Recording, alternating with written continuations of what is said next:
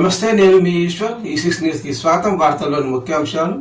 BRS MLA Narsapur MLA Sunitha Laxma Reddy, Sangareddy MLA Chinta Prabhakar ఆధ్వర్యంలో నిరసన తెలిపి వినతి పత్రం అందజేశారు డిఆర్ఓ పద్మజారానికి. తర్వాత సంగారెడ్డి జిల్లా కేంద్రం ఎమ్మెల్యే క్యాంపు కార్యాలయంలో నర్సాపూర్ నియోజకవర్గం ఎమ్మెల్యే సునీత లక్ష్మారెడ్డి మీడియాతో మాట్లాడుతూ గుమ్మడిదల మండలంలోని ప్యారానగర్లో 150 ఎకరాలలో ఏర్పాటు చేస్తున్న డంపు యార్డు వెంటనే అక్కడి నుండి తొలగించి రాబోయే తరాలకు నర్సాపూర్ అటవీ ప్రాంతం కనిపించకుండా పోతుందని, కావున కాంగ్రెస్ ప్రభుత్వం పచ్చని అడవిలో ఆరని చిచ్చు పెడుతుందని ఆగ్రహం వ్యక్తం చేశారు.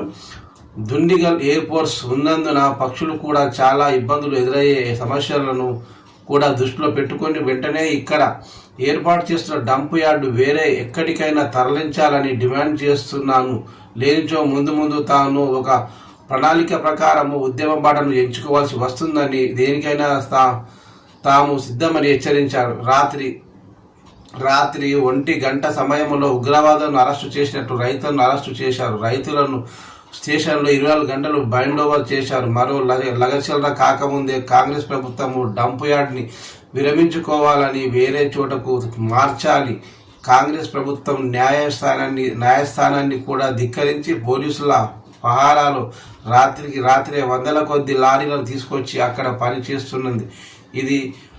ఇది ఆపకపోతే పోరాటం ఉధృతం చేస్తామని హెచ్చరించిన ఎమ్మెల్యే సునీత లక్ష్మారెడ్డి